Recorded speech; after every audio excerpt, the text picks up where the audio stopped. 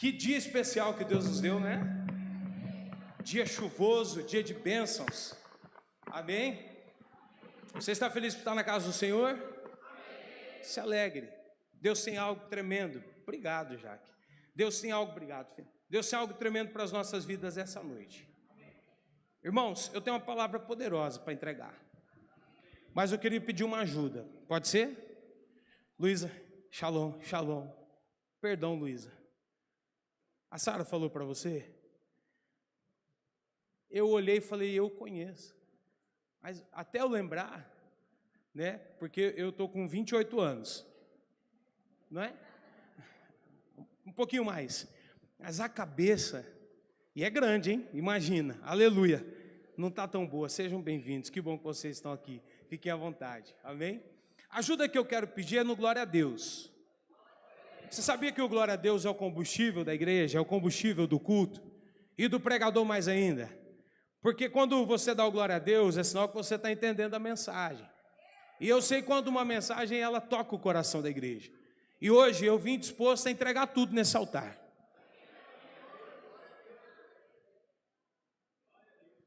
Eu vou pregar como se, Maurício, como se fosse a minha última pregação essa noite.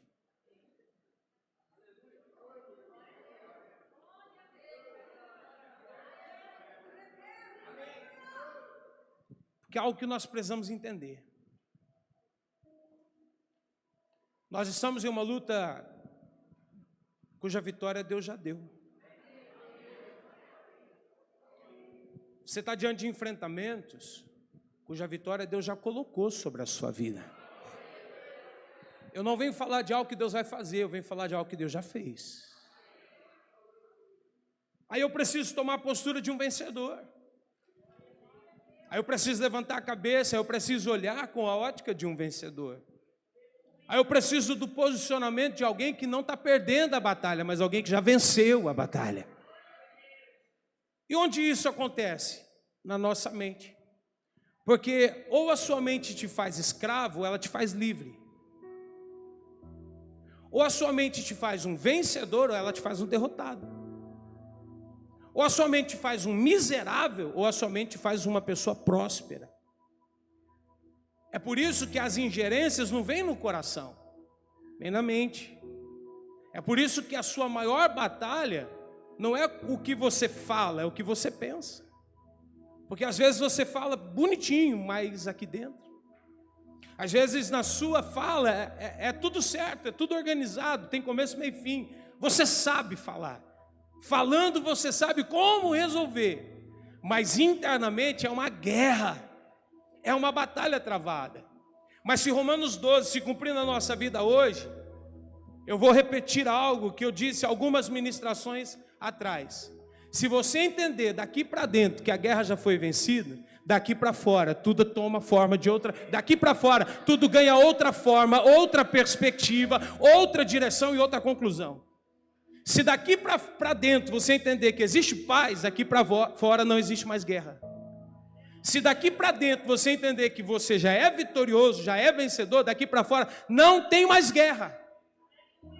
Se hoje internamente você entender, a guerra acabou. Eu venho profeticamente levantar uma bandeira branca aqui, ó, dizendo, ó, a paz chegou, porque não existe guerra.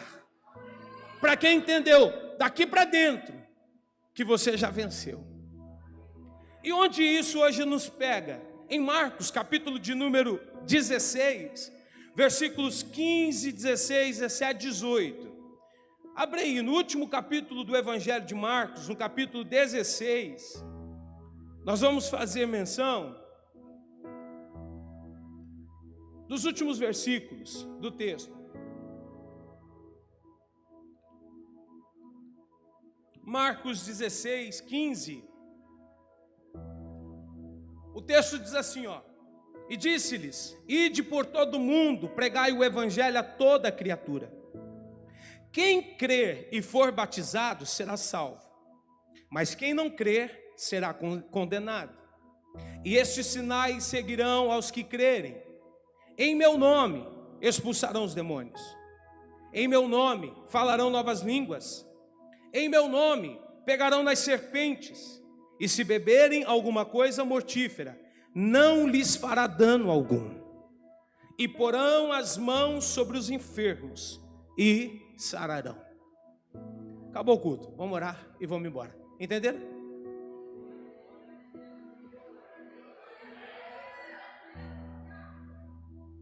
Lê o texto. Entendeu o texto? Carece eu pregar? Mas eu vou pregar, segurei.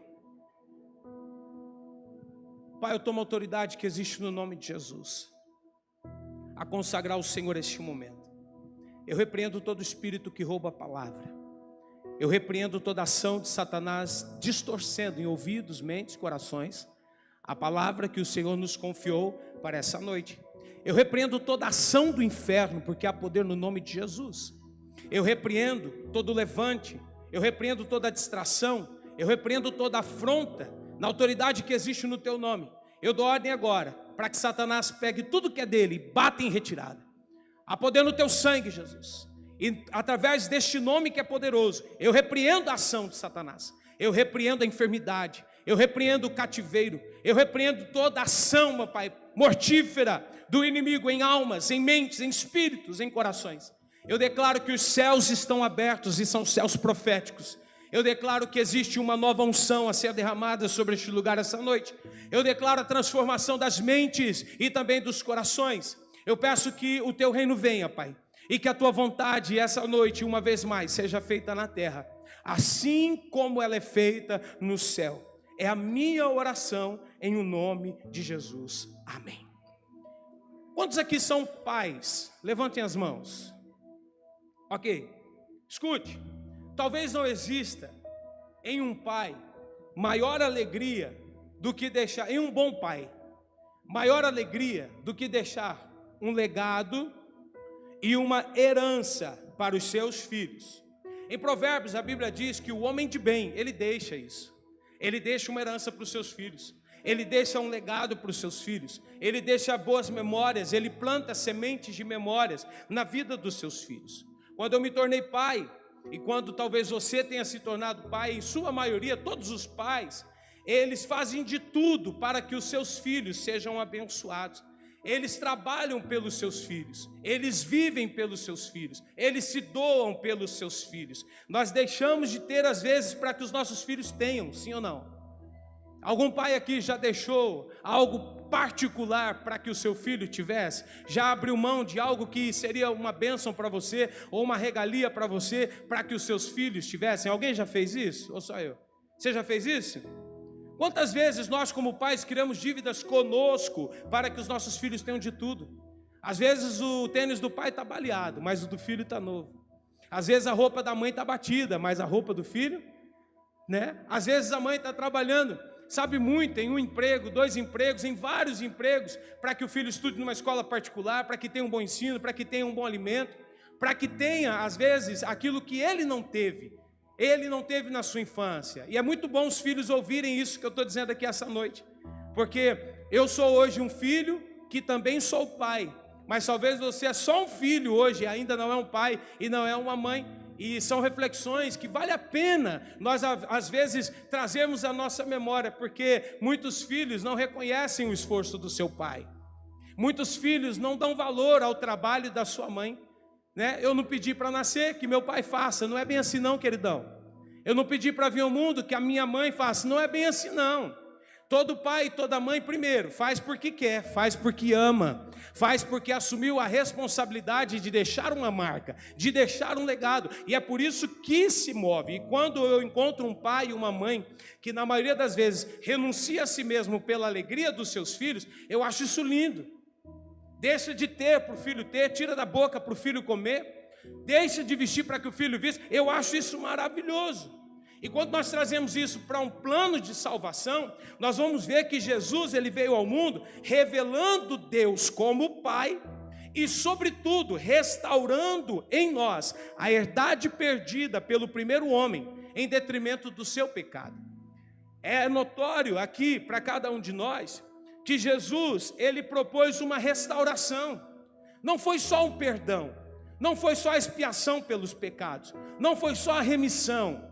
Não, foi também uma restauração. quando Jesus sangrou no madeiro, quando o seu sangue verteu na cruz, Ele mais do que nos salvou, Ele nos reconciliou, mas Ele mais do que nos reconciliou, Ele também nos restaurou. Quando Deus criou o homem, Ele enxergou nele um potencial de relacionamento, mais do que dois amigos, pai e filho.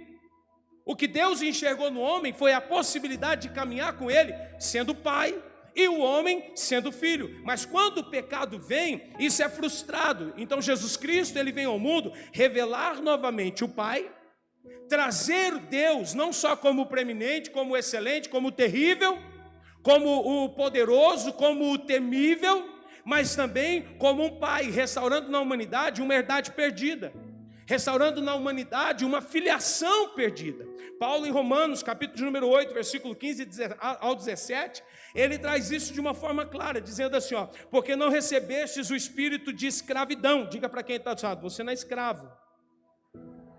Diga de novo. Fala para ele: você não é escravo dos seus sentimentos, você não é escravo da sua carne, você não é escravo dos vícios, você não é escravo da mediocridade. Fala aí, queridão, está com medo? Eu que estou falando, fala aí, fala aí. Você não é escravo da mediocridade, você não é escravo das feridas, você não é escravo dos vícios, você não é escravo do pecado. Olha o que o texto de Paulo está dizendo: não recebemos o espírito de escravidão, para outra vez estarmos em temor, mas recebemos o espírito de adoção de filhos, pelo qual clamamos: Abba, Pai. Olha que tremendo isso. Versículo 16: e o próprio Espírito testifica com o nosso espírito que somos...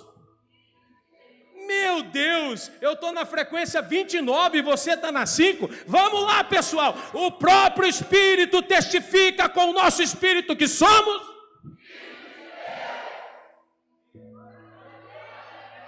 somos filhos de Deus. Versículo 16: e se nós somos, Berlim, filhos de Deus. Eu prego que eu não sou coach, né? Encontrei um certificado meu, coaching em liderança. Eu também sou coach, viu, pessoal? E se nós somos filhos, somos logo herdeiros também.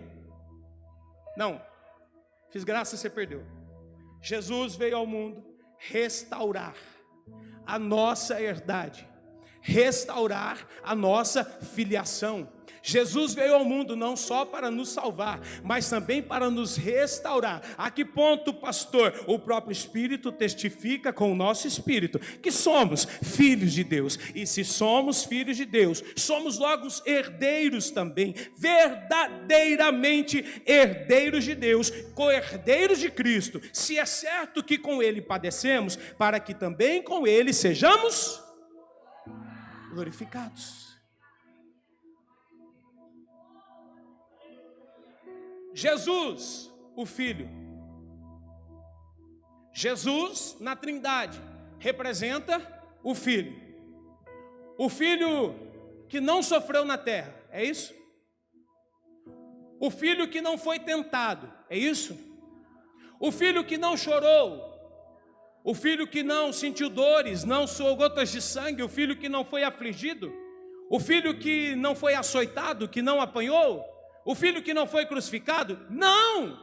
Jesus, sendo Filho de Deus, não teve como usurpação ser igual a Deus, mas esvaziou de si mesmo, tomando a forma de servo, como eu e como você, sendo submetido aos maiores níveis de atrocidades que qualquer ser humano pode ser. Então Jesus, como Filho, também foi o que de vez em quando nós também somos. Nós sofremos porque Ele sofreu, nós padecemos porque Ele padeceu. Não há diferença. Ele, como Filho, Ele revelou que sim, podemos padecer. Mas escuta, isso é certo: se com Ele padecemos, também com Ele seremos glorificados.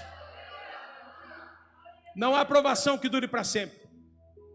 Vou falar de novo: não há deserto que dure eternamente. Não há dificuldades que em algum momento ela não cesse. Não há provações, não há cativeiros, não há tristezas, não há angústias, não há perseguições, não há calúnias, não há ofensas que durem para sempre. Chega um tempo, assim como Ele padece, padecemos também. Mas há um tempo que, assim como Ele foi glorificado, há um tempo de exaltação para a vida dos filhos também.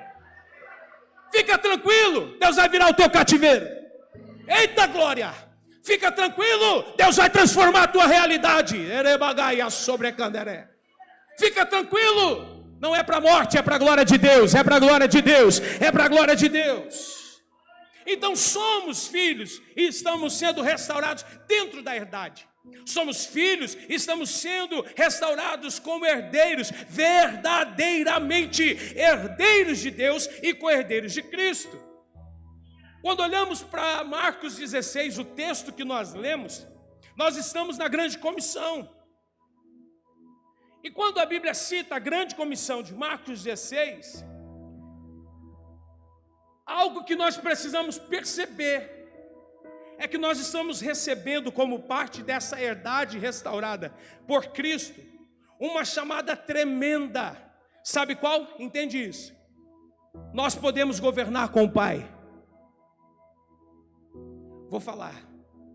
A chamada de Marcos 16 é filhos governando juntamente com o Pai. A proposta de Marcos 16 é a transferência de autoridade. O texto está falando do quê? Sinais. O próprio Cristo está alertando, dizendo: aqueles que crerem, os sinais dessa autoridade vão seguir. Os sinais seguirão, todos? Não? Não. Os sinais seguirão aqueles que crerem. Os sinais seguirão aqueles que tiverem fé. Fé em quê? Jesus Cristo. Fé em quê? No Filho de Deus. Fé em quê? De que são restaurados como herdeiros, co-herdeiros. De que receberam de Deus uma palavra, uma promessa, um direcionamento, foram transformados. Se você não acreditar que você faz parte dessa herança, que você faz parte dessa herdade, não tem sinais, só tem provação. Se você estiver vivendo esse contexto e a sua mente não for tomada pelo entendimento de que você não é comum, de que você não é mais natural, que você não é mais carnal, mas que Deus te fez herdeiro de Cristo, co-herdeiro com Cristo, daquilo que o Pai designou, a sua vida continua exatamente a mesma. Você pode vir aos cultos, você pode tomar ceia, você pode ter sido batizado e não ter nascido de novo, por exemplo. Você pode estar na presença de Deus e não compreender quem você é, está perdido na identidade. Quem é você? Quando você olha no espelho, quem você vê? Sabe, eu acho o Cláudio Duarte uma das representações mais fantásticas que o Evangelho produziu nos últimos tempos no Brasil. Ele furou a bolha. Eu ouvi católicos reproduzindo Cláudio Duarte, espíritas, macumbeiros, céticos, ateus, à toas. Eu vi muita gente vendo e reproduzindo. E quando o Cláudio surgiu, todo mundo falou: é um palhaço do Evangelho. Está ali fazendo graça, é midiático, vai surgir num tempo, daqui a pouco vai sumir. Não sumiu. Eu tive a oportunidade de um ano e meio atrás, ser ministrado, a Daiane estava lá mais o Marcinho, em Brasília. Irmãos, que graça de Deus na vida daquele homem. E ele, por ser essa pessoa disruptiva, foi convidado pelo Pedro Bial para dar uma entrevista, lá na Rede Globo de televisão. E quando ele foi lá, o Pedro falou: eu preciso fazer algumas perguntas para o senhor. E vendo aquela figura, Berlim, disruptiva, o Pedro diz: vai trazer a resposta que eu desejo, ou que a emissora, ou que a ideologia, ele vai fazer uma política aqui. A resposta dele foi fantástica. Ele disse: olha, pode perguntar o que você quiser, só que eu preciso que você entenda que antes do Cláudio existe o pastor. Então, antes da minha concepção, vai esbarrar naquilo que eu creio, vai esbarrar naquilo que eu sou. Ou seja, alguém diante da maior potência de comunicação do Brasil, que está do mundo, que olha para a lente da câmera e diz: eu posso responder, mas eu não vou negociar aquilo que eu acredito. É alguém firme na sua identidade? É alguém que confessa publicamente a sua fé e não deixa ela para satisfazer gosto de ninguém? Esse é o erro dessa geração. Nós queremos agradar quem? Nós queremos alegrar quem? Nós queremos produzir o que? Mídia? Nós queremos o que? Likes, views? O que é isso? A Bíblia diz que nós somos os bons soldados de Cristo. Não fomos nós que nos alistamos, Ele nos alistou. A Bíblia diz que nós fomos chamados para não estarmos confusos com a mentalidade desse mundo, embaraçados, esse é o termo, embaraçados com as coisas desse mundo, a fim de agradar aquele que nos alistou para sermos esses bons soldados de Cristo. Não se perca na sua identidade. Quem é você, meu irmão? Eita! Você entende isso? A gente pode falar acerca do que for, a gente só não pode negociar o que cremos. A gente só não pode querer agradar os outros com aquilo que não faz parte mais da nossa vida, com aquilo que não faz parte mais de nós. Então sinais não acompanham todos, sinais não acompanham qualquer um, os sinais acompanham aqueles que acreditam. Eu estou dizendo sobre uma restauração de autoridade. Eu estou dizendo sobre uma oportunidade tremenda de governar com o Pai. Eu estou dizendo sobre uma transferência de autoridade. Jesus diz: estes sinais seguirão aqueles que crerem. Quais os sinais? Os demônios vão ser expulsos. Novas línguas serão faladas. Serpentes serão pegas. Se beberem alguma coisa mortífera, não lhes fará dano algum. Ainda colocarão as mãos sobre os enfermos e eles serão curados. Esses sinais, eles seguirão aqueles que acreditam. E é importante, queridos, dentro dessa chamada, que não é para fortalecer vaidade de ninguém, muito menos o ego individual de alguém, é entender que Deus está nos dando uma oportunidade como filhos de governar com Ele.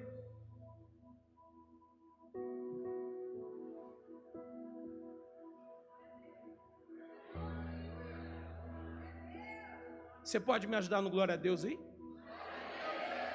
Diga para quem está do seu lado, vou dar um glória a Deus com você. Diga: Deus está nos dando a oportunidade de governar com Ele. Diga: somos filhos, Ele é o Pai, Ele está nos dando oportunidade, através de uma transferência de autoridade, para governar com Ele. Quando Adão peca, ele não só submete toda a humanidade ao pecado, porque Paulo diz: por causa do pecado, destituídos fomos da glória de Deus. Mas ele também nos faz perder toda a liderança, todo o governo, todo o domínio sobre a criação. Lembra que quando Deus cria o homem, lá em Gênesis 1, capítulo 1, se não me falha a memória, Ele dá um desígnio dizendo: olha, que você governe sobre as aves dos céus, os peixes do mar, todos os répteis que se movem sobre a terra. Deus deu ao homem a capacidade, Deus deu ao homem a habilidade, Deus deu ao homem a autoridade de governar. Quando Adão peca, ele não simplesmente perde a salvação, ali, pela ótica do texto, mas ele também nos submete a perder toda a liderança que tínhamos, toda a autoridade que tínhamos, todo o governo e o domínio sobre a criação. E sabe qual é a consequência disso? Um desequilíbrio sem precedentes. Qualquer lugar sem liderança é um caos. Qualquer lugar sem governo é um caos. Qualquer lugar sem uma palavra forte de domínio, ele é um caos e há um desequilíbrio sem precedentes. É por isso que Jesus é mais do que um santo milagreiro. Oh glória! Não vim atrás de bênçãos, Jesus, não deves nada para mim. Jesus é mais do que um santo milagreiro. Ele pode nos dar mais do que um bom emprego, mais do que um bom salário, mais do que um bom casamento, ou qualquer outro nível de recompensa que você queira, ou que você imagine. Jesus em nós é a esperança da glória. É a esperança da glória. É a esperança da glória. Essa transferência de autoridade, igreja, é para que vençamos os medos. Vença os seus medos. Essa transferência de autoridade é para que você consiga superar os riscos. Essa transferência de autoridade é para que o reino de Deus continue se movendo na terra. Existe uma oportunidade linda de Deus aqui essa noite. Em Lucas 10, Jesus desnuda a ação do inferno e reafirma a autoridade dos filhos. Você pode abrir a sua Bíblia comigo? Evangelho de Lucas, capítulo 10, versículo 18 e 19. Lucas 10, 18 e 19. E disse-lhes: eu vi a Satanás como um raio cair do céu. Eis que vos dou poder para pisar em serpentes e escorpiões, e sobre toda a força do inimigo, e nada vos fará dano algum. No envio dos 70, para pregarem, curarem, expulsarem demônios em seu nome, a Bíblia vai dizer que eles vão, e quando eles retornam, eles trazem relatórios extraordinários, dizendo: Senhor, até os demônios se submetem pelo teu nome, até os espíritos contrários e malignos se sujeitam quando declaramos o teu nome. Jesus responde a frase, mostrando que o poder que eles estavam experimentando na missão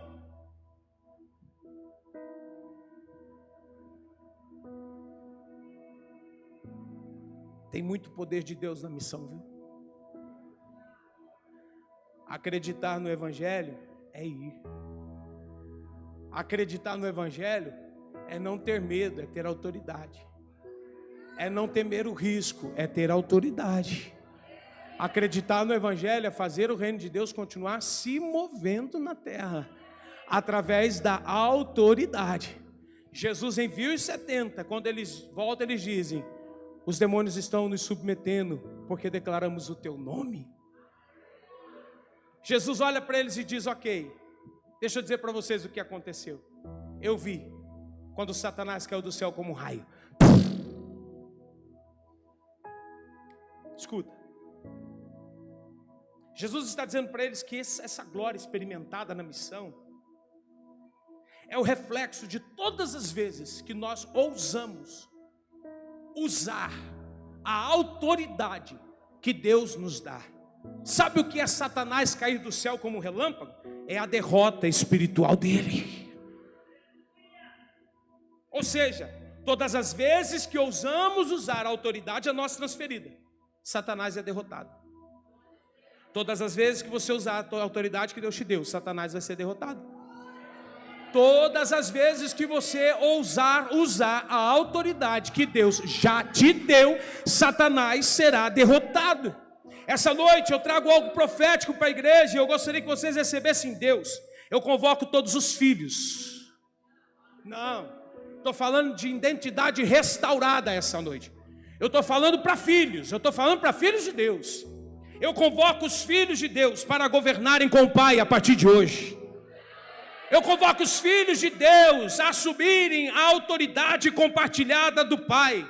Porque se todos os filhos essa noite assumirem e ousarem nessa autoridade, será estabelecido hoje, pode ser nota amanhã no mundo do Espírito, a derrota de Satanás e todos os seus demônios, acerca de qualquer tempestade, acerca de qualquer luta espiritual. Se os filhos ousarem usar a autoridade que Deus já os deu, Satanás perdeu, já caiu por terra, já foi derrotado, em o nome do Senhor.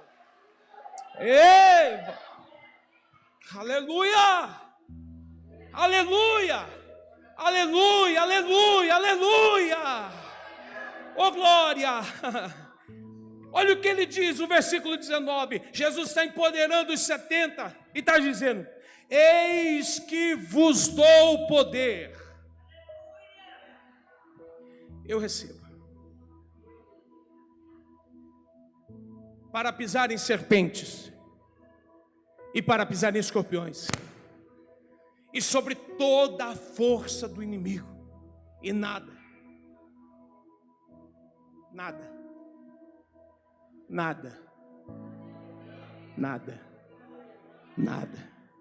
e nada vos fará dano algum. Chega dessa bagunça de Satanás. Chega Em nome de Jesus.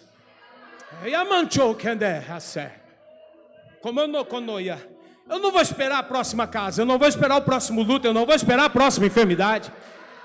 Nós não vamos esperar, nós não precisamos esperar. Eu estou convocando os filhos essa noite a assumirem posicionamento. Deus transferiu, você consegue entender isso? Não é algo que está começando hoje, é algo que nós estamos entendendo a partir de hoje. Já foi dado, já foi liberado. Foi nós que entramos numa escassez de mentalidade e não percebemos a obra-prima do Criador. Ele já restaurou a nossa herdade. Somos filhos, há uma transferência de autoridade. Governa, meu irmão, governa, minha irmã, lidera. Vamos! Ei, assou, camancho, candé, assou, bremanderé, cabachuri, amandará e assaia.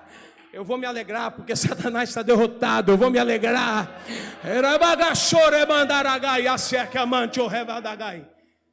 Satanás está derrotado. Escute, as serpentes e os escorpiões são figuras de linguagem, mas que representam o quê? O poder do mal. Do que o Senhor está falando? Está falando de demônios, de forças espirituais malignas. Também está falando de pessoas ou situações, escute, inspiradas por Satanás. A luta não é contra carne e sangue. Pessoas inspiradas, situações inspiradas. Para quê? Para ferir, para enganar, para desviar.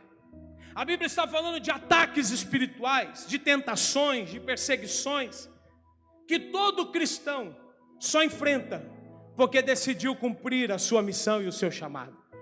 Ei, quer uma vida tranquila? Senta, cruza as pernas e só recebe. Levantou? Quer fazer alguma coisa? E não precisa estar na plataforma não.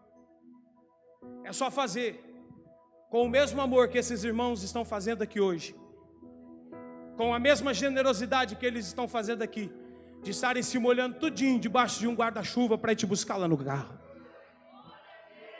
É só fazer isso. É só... Não tem como. Posicionamento tem preço. Desculpa, não vou enganar ninguém, custa caro. Fazer de qualquer jeito não custa nada. Fazer empurrando com a barriga não custa nada. E não é todo mundo que aguenta também, viu?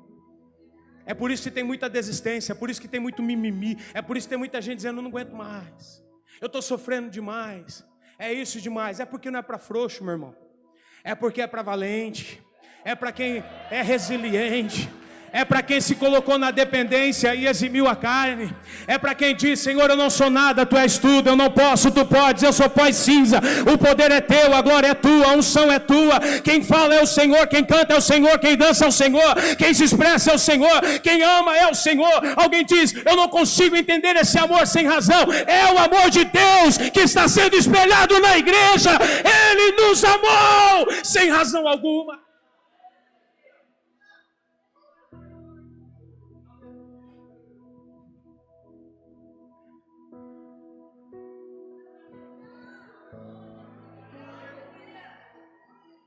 Mas eu vou dizer algo. A missão tem preço. Mas o preço da omissão é dobrado, viu? Pesa mais não fazer do que fazer. Deus sabe o preço que pagamos. Companheiros, Deus sabe. Quem ataca não sabe. Quem critica não sabe. Quem ofende não sabe. Quem diz eu faria assim e não assim, não sabe. Mas nós sabemos. Mas escute, é melhor que seja assim. Porque o filho que padecer com ele,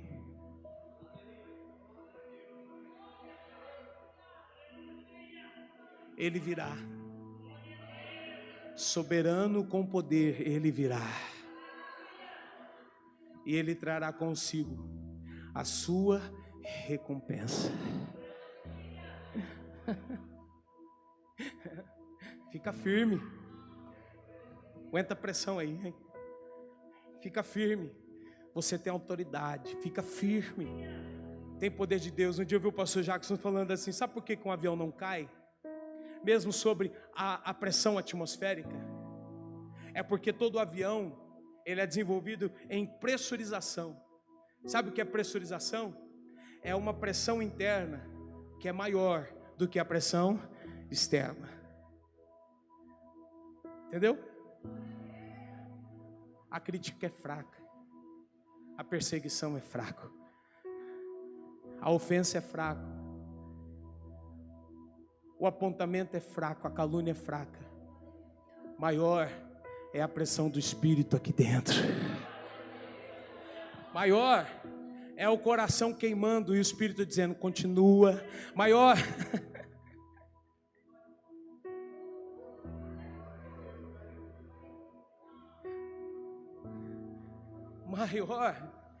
é o Espírito queimando o nosso coração, dizendo: não para. Estão te obrigando a caminhar 1 milha, caminha 2, vai em frente, continua, pois a mão no arado, não olha para trás não. Você é digno desse reino, olha para frente. Você é digno de entrar no reino pelas portas. Você é digno de ouvir: seja bem-vindo, bendito do meu Pai, possuir por herança aquilo que está reservado para vós desde a consumação dos séculos.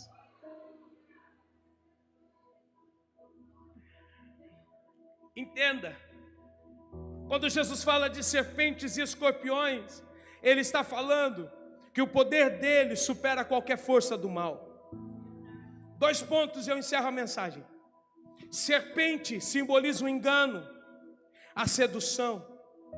Desde Gênesis, da criação e do princípio, a serpente, ela é um símbolo de uma das principais faces de Satanás. Sabe qual? O engano. O engano. É por isso que na nossa linguagem nós dizemos: Satanás tem pratos, Satanás tem manjares, Satanás tem ofertas, Satanás tem propostas. É por isso que o Thales canta: mas todo dia o pecado vem e nos chama. O que o diabo quer? Ele quer fazer conosco o que ele conseguiu fazer com o filho pródigo.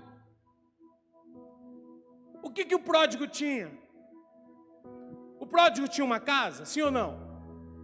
O pródigo tinha um pai? O pródigo tinha mesa? O pródigo tinha pão?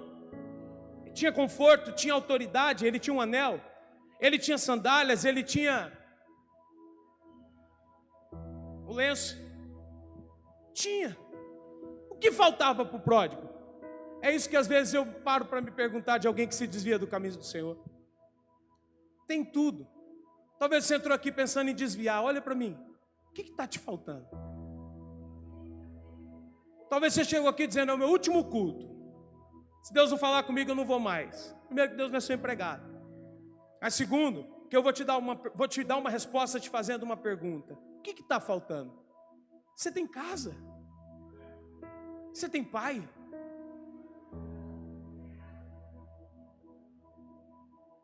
Você tem alimento? Domingo passado eu preguei aqui: Deus nos deu uma importância que ninguém mais nos deu. Temos um anel de autoridade. Temos uma autoridade respaldada pelo mundo do Espírito. O que está faltando? Está vendo como que o problema é a mentalidade? Porque se a mentalidade não muda, não tem o que nos faça permanecer. Se a mentalidade não é tocada, não tem o que nos faça permanecer. Pode ter tudo, mas com uma mentalidade escassa, acha que não tem nada. E aí? Aí Deus permite, o Pai permite. O Pai não impede o Filho de ir. Mas quando ele vai, o engano de Satanás esfarela. O engano do diabo desvanece. O que tem lá? Enquanto você tem alguma coisa interessante, você é alguém. No momento que acaba, você não tem lá o que você tem na casa do Pai. Não, fica tranquilo, acabou, mas Deus vai multiplicar. Acabou, Deus vai prover. Acabou, Deus vai te abençoar. Acabou, Deus vai abrir uma porta. Acabou, ó, eu estou junto com você. Lá fora não tem. Enquanto você tem algo interessante, você é assediado, você é aplaudido, você é respeitado. Acabou, vou falar de novo, não é igual na casa do Pai, que tem afago, que tem consolo, que tem conforto, que tem mão estendida, que tem ajuda. Não é. Acabou, dá seus pulos, eu não tenho nada a ver com isso. Acabou, vai procurar a solução, você que procurou o problema. Acabou, você que mordeu a isca de Satanás e foi. Se vira, meu irmão. Agora quebra a cara, se levanta e volta.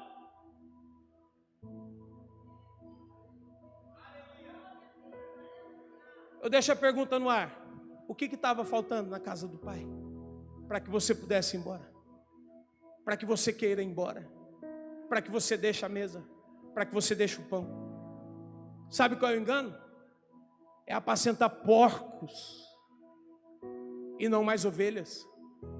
Porcos e não mais os cabritos. Porcos e não mais os cordeiros. É apacentar porcos dos outros e não as ovelhas do Pai. E aí, meu irmão, é que quando nós estamos fartos, achando que nada mais nos satisfaz, até o favo de mel é ignorado. Mas quando nós estamos com fome, por não ter mais aquilo que tínhamos, nós desejamos comer a comida dos porcos. Ilusão. Sabe onde Satanás quer prender? Na ilusão. Mas nós recebemos uma autoridade restaurada que diz, ó, tá vendo essa proposta? Pisa em cima dela. Tá vendo a serpente agir? Não espera ela dar o bote não, pisa na cabeça dela. Tá vendo a serpente rastejando e te procurando? Não espera o pior acontecer, pisa na cabeça da serpente, meu irmão. Pisa. Não tenha medo, você tem autoridade transferida. Não tenha medo, você tem autoridade compartilhada. Você é filho, você tem herdade, você é herdeiro. Satanás, ele representa o engano pelo pecado, o pecado engana. Pela mentira, pela sutileza. Tem gente que sai da igreja e fala, estou sentindo mais leve, olha o engano. Nossa, parece que uma carga saiu de cima de mim. Jesus falou, o meu fardo é leve, o meu jugo é suave. É no mundo que o fardo é leve? Para de mentir para você. Para de se enganar. Ei, essa sutileza do inimigo é a isca que ele tem para te enganar, para te desviar, para te fazer fugir da obediência a Deus. Jesus, quando menciona pise na serpente, está olhando para Gênesis 3,15, onde Deus promete que a descendência da mulher esmagaria a cabeça da serpente. Uma palavra que vai apontar em Cristo, vencendo todas as artimanhas e emboscadas do diabo. O texto diz assim, porém inimizade entre ti e a mulher, entre a tua semente e a sua semente, esta ferirá a cabeça. Eu vou falar de novo, para validar a mensagem. Não espere a serpente dar o bote. Pisa na cabeça da serpente.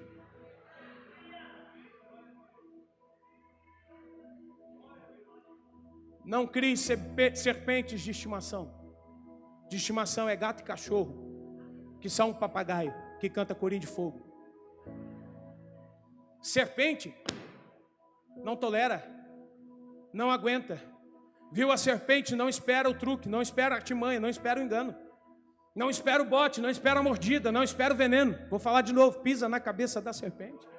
Pisa na cabeça da serpente, filho de Deus, pisa na cabeça da serpente, esmaga a cabeça da serpente, coloca Satanás debaixo dos seus pés, toma a autoridade que Deus te deu, se reveste dela, você é filho, pisa na cabeça da serpente, pisa, pisa, pisa, pisa, pisa, pisa, pisa, pisa, pisa, pisa na cabeça da serpente.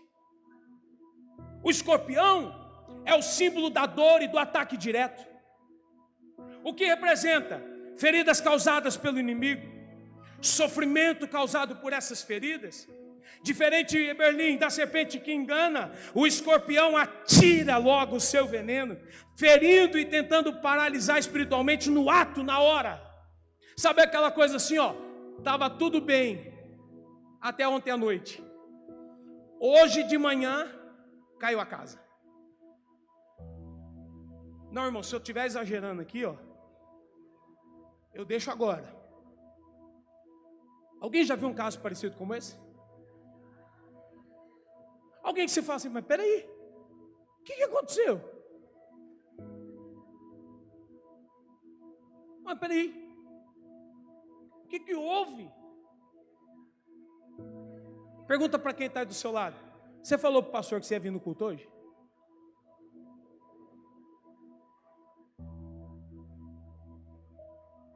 Você falou para mim? Oh, glória. Você falou para mim que você ia vir no culto hoje? Irmão, eu achei que você ia ficar em casa, debaixo da coberta, assistindo Fantástico. Me preparei para pregar para as paredes e para as cadeiras. Você veio? Então pisa na cabeça da serpente, a palavra é com você mesmo.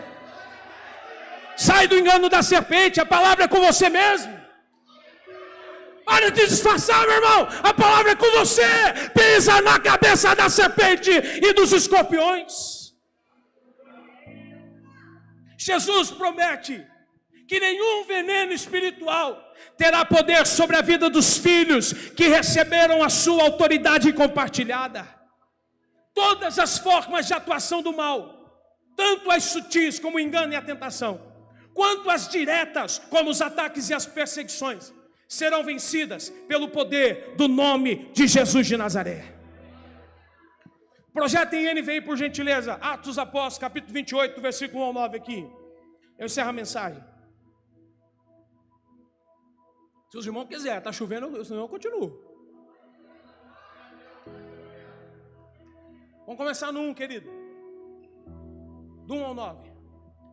Uma vez a salvo, em terra, descobrimos que a ilha se chamava Malta. Os habitantes da ilha mostraram extraordinária bondade para conosco. Fizeram uma e receberam bem a todos nós, pois estava chovendo, igual hoje. Bem parecido com hoje. Muito parecido com hoje, hein? E ainda fazia um friozinho. Estou vendo umas irmãs assim, ó. Versículo 3. Paulo juntou um monte de gravetos, e enquanto os colocava no fogo, uma víbora, uma serpente, fugido do calor, prendeu-se na mão dele. Quando os habitantes da ilha viram a cobra agarrada na mão de Paulo, disseram uns aos outros: certamente este homem é assassino, pois tendo sido salvo do mar, a justiça não lhe permite viver. Julgamento, né?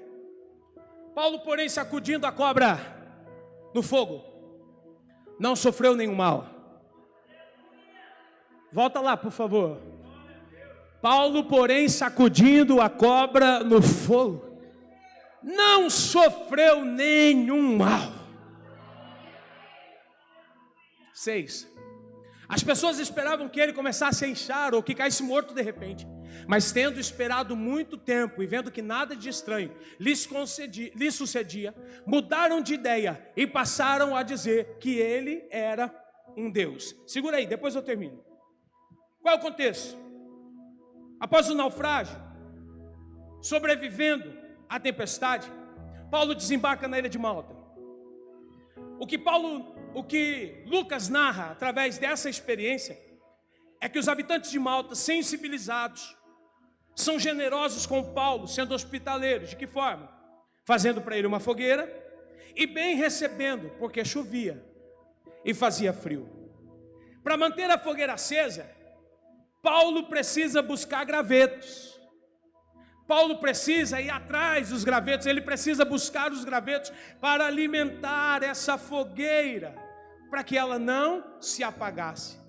Enquanto ele buscava os gravetos, enquanto ele pegava e colocava na fogueira para alimentá-la, para fortalecê-la, por fogo não apagar, a Bíblia vai dizer que uma víbora fugindo do calor, porque a serpente não suporta o calor. Entendeu? Escuta. A serpente está rondando. Tem engano iminente. Não aconteceu ainda. Está rondando. Tem ameaça. Entendeu? Nem a gente brinca. Só ameaça. Só na ameaça. Só na tentação. Muita gente para de orar. Muita gente para de jejuar. Muita gente desiste do culto. Por que você não veio para o culto? Choveu. Você que está me assistindo pela live aí. Deixa comigo, igreja. Você que está assistindo, não muda não. Não sai daí não. Escuta o que eu estou para dizer. Quando a ameaça começa a rondar, a gente vai desistindo do fogo. E é por isso que nós somos mordidos. Olha para mim. Continua orando, para ver se a serpente continua. Continua jejuando, para ver se ela perdura. Continue cantando, continue dançando, continue fazendo a obra de Deus. Vamos ver se ela permanece? Olha o que o texto está dizendo. E fugindo do calor. Ela não aguenta ficar aqui. Ela não suporta a presença. Ela não suporta a oração e o clamor.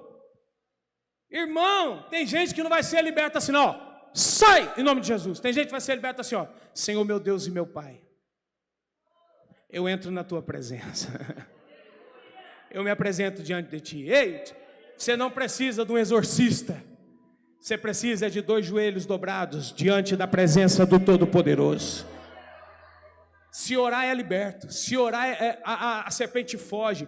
Colocando fogo, a víbora fugindo do calor. O texto diz, se prendeu na mão de Paulo. Observe o texto. Paulo vinha de um naufrágio, Vanice.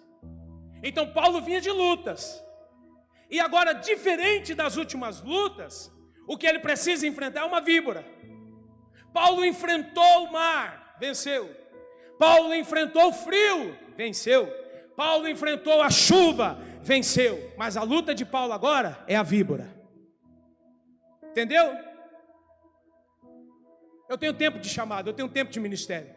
Se eu contar para você dos meus testemunhos e das minhas experiências, você vai ouvir o que eu já enfrentei para permanecer de pé. E se eu estou de pé, é porque eu enfrentei e venci.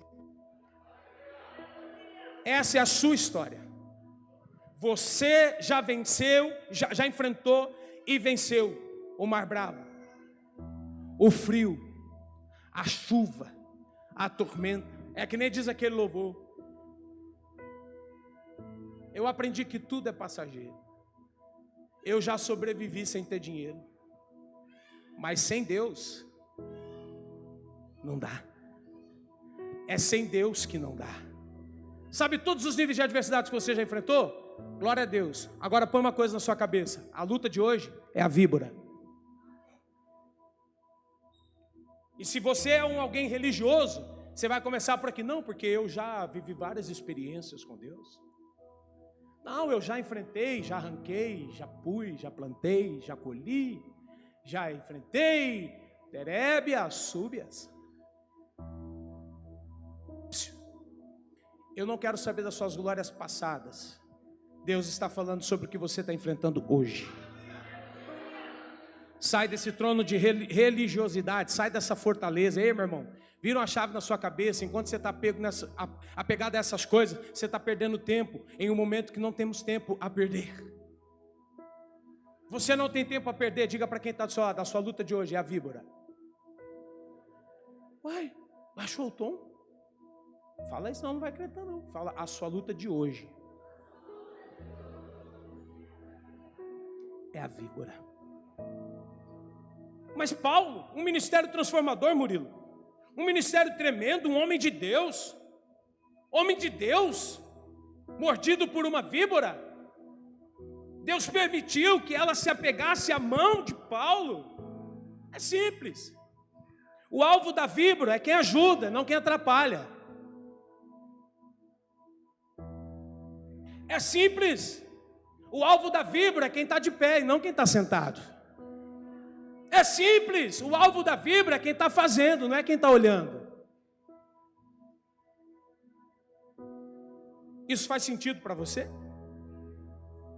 O alvo da vibra é quem cata graveto e não quem fica esperando o graveto chegar. O alvo da vibra é quem está aliançado para o fogo não apagar e não quem está no meio da multidão só se aquecendo com o fogo que alguém levanta. Falando nisso, amanhã tem oração 5 da manhã, viu? Vem juntar graveto conosco. Fica a dica. É por isso que existem respostas essa noite. Diga para quem está do lado, sabe por que tanta perseguição? Tanta tentação? Diga, porque você é um catador de graveto. Para não deixar a fogueira apagar, o frio dominar, a chuva impedir, nós decidimos não só olhar, mas ir catar dos gravetos. É por isso que você precisa entender que por causa da sua perseverança, da sua resiliência, a obra de Deus não para, e a obra de Deus não vai parar. O fogo não se apaga, e o fogo de Deus não se apagará. Ei, o pequeno detalhe é, Deus permitiu a víbora morder Paulo, mas não permitiu o veneno tocá-lo e nem matá-lo. Ei, se beber alguma coisa mortífera, não lhes fará dano algum. Pisa na cabeça da serpente. Pisa na cabeça dos escorpiões. Eu não vou ministrar acerca de uma autoridade que está sendo entregue. Eu vou ministrar acerca de uma mentalidade que precisa alcançar esse entendimento. Quem eu sou? Eu sou um catador de graveto. No que depender de mim, a serpente vai ser esmagada. Os escorpiões também. E eu vou continuar catando gravetos. No que depender de mim, por isso, essa chama não se apaga e não se apagará. Essa chama não se apaga e não se apagará. Essa chama não se apaga e não se apagará. Ou nos tornamos responsáveis. A chama não vai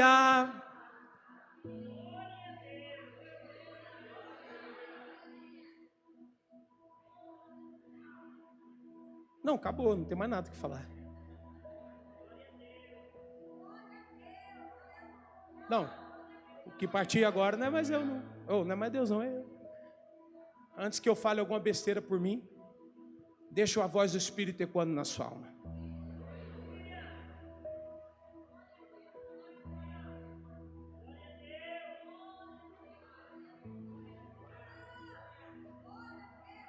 Quem é você?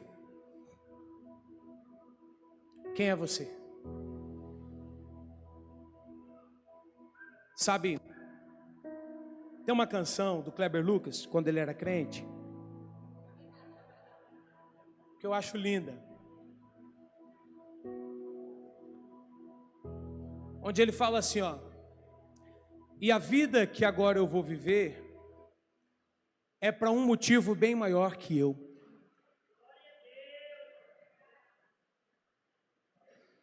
É para um motivo bem maior que o nosso. Eu estar aqui hoje não é exatamente sobre mim. Eu só estou sustentando algo que daqui a um tempo e alguém continua. Não necessariamente o meu filho, porque a igreja não é patrimônio familiar. Se Deus quiser levantar ele, eu serei o pai mais feliz da terra para dar continuidade. Mas não é obrigação. Eu só estou dizendo que eu estou aqui, nós estamos aqui numa corrida de bastão. Hoje eu estou aqui, você está aí. Amanhã, quem sabe, é você quem está aqui. Mas, pastor Jean, não é sobre nós. E nunca vai ser. É sobre ele. É sobre catar gravetos, para que a chama não pare de aquecer aqueles que estão ao nosso redor. É para proteger o frio dos menores, dos que estão começando, dos que ainda não têm força e nem discernimento. Eu preciso estar aqui, Maurício, e vocês precisam estar aqui. Murilo, olha que louvor que fez Murilo aqui hoje. Murilo, você precisa estar aqui, Mariana, vocês. Amém. Porque hoje nós somos espelhos para uma geração como um dia nos espelhamos em tantos. Porque no que depender de nós, continuaremos catando gravetos. As serpentes não vão nos parar. Os escorpiões não vão nos ferir e nos matar. Antes do bote, antes do ferrão, nós vamos pisar na cabeça da serpente. Nós vamos esmagar os escorpiões. Olha para mim, reconsidere, perdoe, se reconcilie.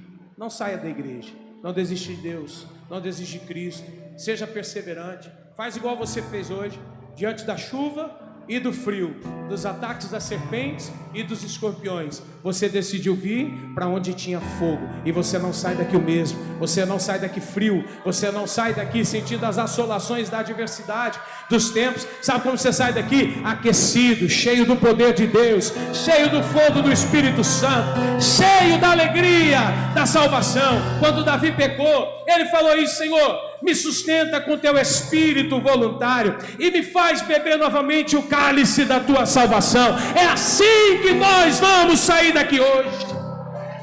Sabe a sensação de estar sendo sustentado? Deus vai te pegar no colo. Deus vai nos pegar no colo. Fica de pé, Gi.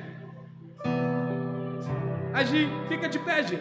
Vocês também fica de pé todo mundo. Olha lá, Gi, pegando o Tito no colo. Ninguém toca nele, ninguém fere ele.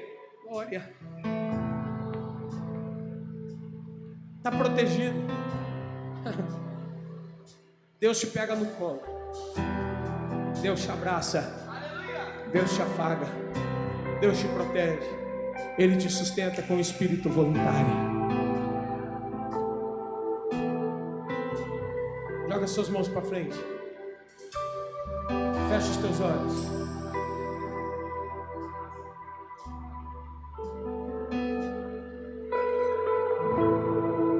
Diga para Deus: Pai,